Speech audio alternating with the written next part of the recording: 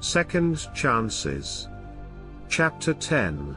Sherry sat near the center chair as David ordered his crew to proceed to her home planet. He asked Sherry how far they had to go. How long would it take to get there? She could only give the captain an approximation of the direction to her home. David thought for a while, then he said to Sherry, "We can't just keep referring to your home by some generic nomenclature. What did your people call your planet?"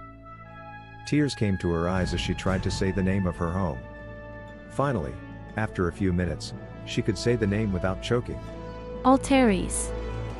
We called our planet Alteris.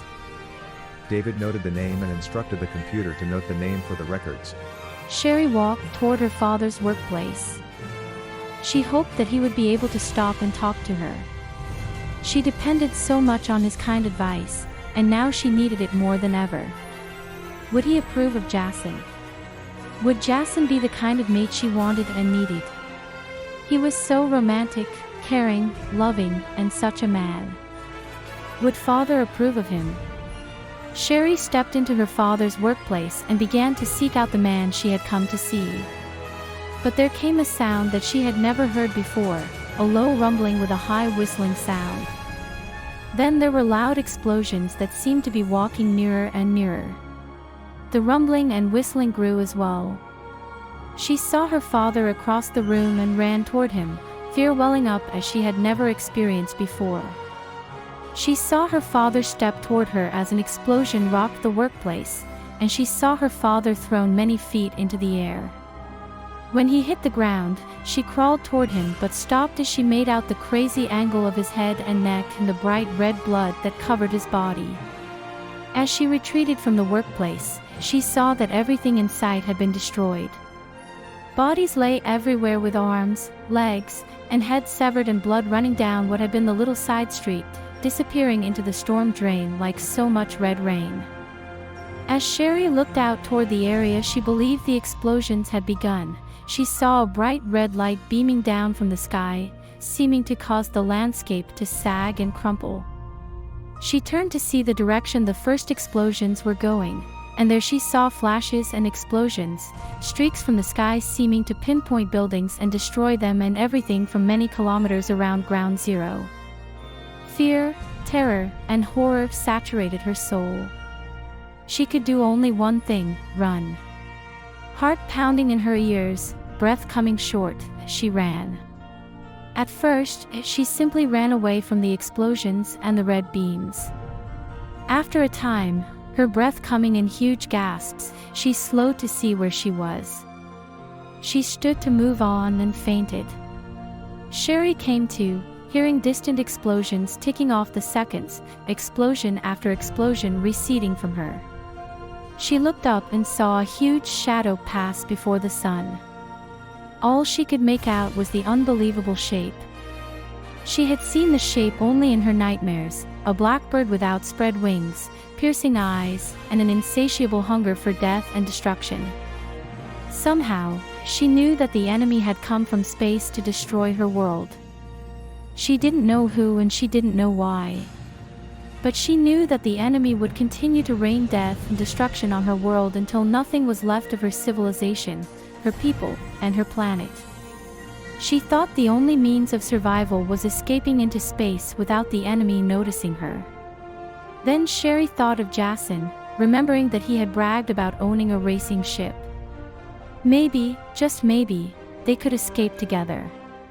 Sherry stood and walked toward the place. She remembered Jason telling her he kept his ship. Although, as she searched the horizon, she could make out the buildings of the racing compound, the enemy had not gotten that far yet. As she continued toward the compound, she tried to remember how to get into the hangar. Jason had bragged a little about the security precautions and had let his password slip if only she could remember it. Oh yes, Jason was a romantic, his password was Sherry. That should allow her to get into the hangar. She had taken a few short trips to the nearby moon, so she was confident that if she could find a ship intact, she could pilot her way away from this planet before being killed. As Sherry approached the hangar, she saw that it had not escaped the marauders. What she had seen in the distance was simply the facade, a shell of a hangar. Her heart sank, and she staggered on, tears welling up in her eyes. Walking into the hangar shell, Sherry saw Jason. He was standing near a hole in the ground, peering down, shaking. Sherry cried out his name and ran to him as he collapsed. He turned his head towards Sherry and motioned to her to come closer. As she approached him, she saw that he was severely wounded. She dropped down next to him and wept. Sherry, His voice was weak. my ship is below, untouched. We can escape if you will help me.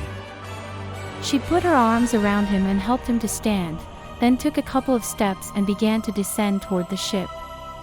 She kept up a stream of words, encouraging Jason on, just another step, just another step.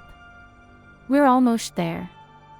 As they neared the ship, Jason seemed to gain strength, and together they opened the lock and entered his sleek racing vessel.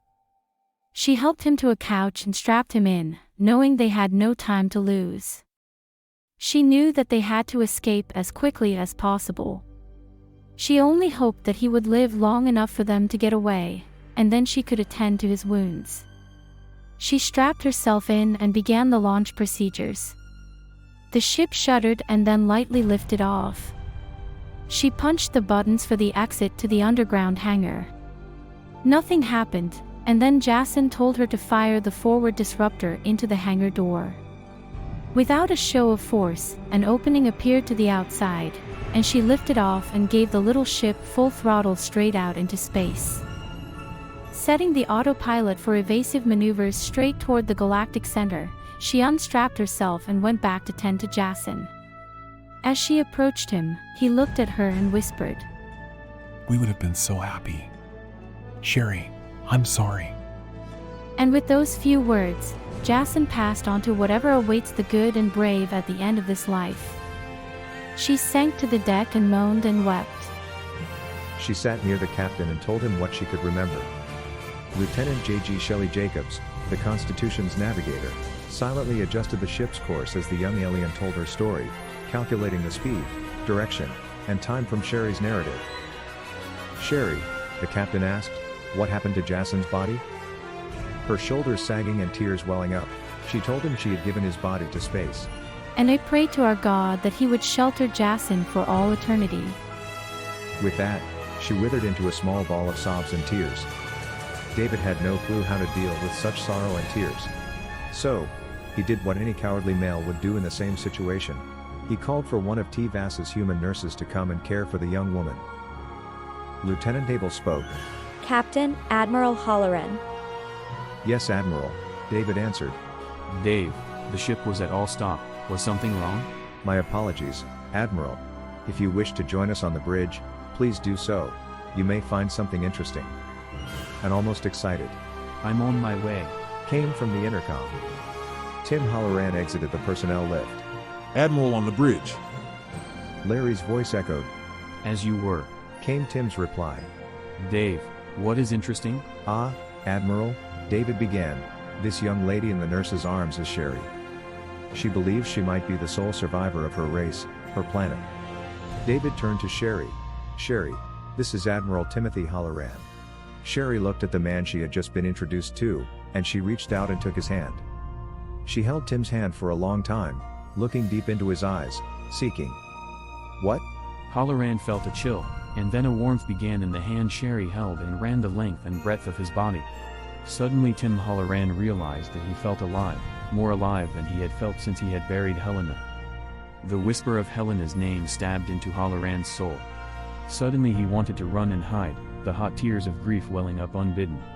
But suddenly, he knew that Sherry's eyes were beginning to burrow into his innermost self, healing the center of his being.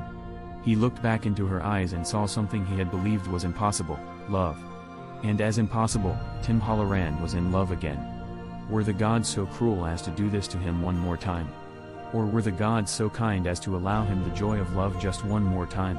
David began to tell the Admiral the story as he understood it, right up to Jason's body being given to space and their introduction to the lone survivor. Halloran listened because the story was about this woman he had just fallen deeply in love with. At the end of David's tale, the Admiral asked what plans the captain had now. Sir, We are proceeding to Alteris to search for more survivors. And I want to find out who is responsible for this act of genocide. In the meantime, Sherry's ship has a few things I would like to investigate. Our sensors could not penetrate her hull, nor could we get a teleporter lock in the ship or even on her hull. Of course, that is only with Sherry's permission. Sherry looked at Tim for his answer. Halloran nodded, and Sherry told David he had her permission to examine her ship. David tapped his comm badge. "Captain O'Reilly to the bridge, please." The unmistakable Irish accent came back with him. Aye, Captain. "Admiral, I can't thank you enough for Captain O'Reilly. He is a wonder, a miracle worker. And he seems to love this old heavy cruiser." The Admiral replied. He is. O'Reilly loves these old ships. You know, he began his career on the Enterprise. He oversaw the old ship's retrofittings and was my chief engineer aboard the Enterprise. And Captain O'Reilly is still one of the most respected engineers in the System Navy. But he is getting old like me. The System Navy will have to do without us someday. I'm so glad he and I have been given this last mission together. Robert O'Reilly walked onto the bridge, asking, What is it you want, Captain? Admiral, so good to see you, you're looking well. Halloran motioned to O'Reilly, and he turned his attention to David. "Captain O'Reilly," Stevens began, "you know we have Sherry's ship in the shuttle bay?" Aye, sir, and a sweet-looking little ship she be. "Well, we have Sherry's permission to study her technology. I want to adapt any technology we can to the Constitution as soon as possible. Especially whatever it is that makes her invisible to our sensors and teleporter." Well, Captain, I must admit to snooping already. My apologies, lass, but she is just too beautiful to let sit there alone. Sherry smiled and reached out for O'Reilly's hand. Mr. O'Reilly took her hand and suddenly felt the chill and warmth spreading from her hand throughout his body. O'Reilly wasn't sure what had happened, but he had an overwhelming desire to seek out the teleporter crewman, Shirley Wilson. She watched O'Reilly for a moment, then leaned over and whispered in Halloran's ear. Tim stood up, stepped over to where David sat, and whispered something in his ear. At that, David touched his comm badge. "Crewman Wilson, please report to the bridge immediately." There was a quick reply, and in a few moments, a very nervous crewman entered the bridge and reported. Crewman Wilson reporting as ordered, sir. David looked at Shirley. "At ease, crewman, our guest wishes to speak to you a moment, and then I believe that you and Captain O'Reilly will be starting a project with the little ship in the shuttle bay." A very relieved crewman said, Aye, aye, sir. and she stepped over to where the Admiral and Sherry were waiting. Sherry simply took Shirley's hand and looked at her, then she turned to Captain O'Reilly and motioned to them both to be off. Shirley looked at her superior, and David could see a change in both the elderly captain and the younger crewman. David thought for a long time, wondering what was happening. He had seen a change come over a tired old admiral, an elderly engineering chief, and a younger crewman. They seemed more alive and had more of something he wished he had. He asked Admiral Halloran to join him in his ready room. In the privacy of the captain's ready room, both men sat. Looking at the Admiral, he said, "Admiral, what just happened out there with you, O'Reilly, and crewman Wilson?" Tim looked at David for a long time. Dave, we just fell in love. I don't know how or why it happened, but we fell in love. "Admiral, it was when Sherry took your hand, O'Reilly's hand, and the crewman's hand that whatever happened." I know, I felt a chill in my hand and then a warmth that spread from her hand to my whole body. Suddenly, Sherry's eyes were looking into my soul, feeling all the pain and hurt accumulated over the years. I knew she was my salvation. Once again, I want to live, to love, to risk it all again. The two men sat quietly for a long time. Bridge to Captain. Came number one's voice. We seem to have arrived at Alteris, sir. And it is a mess.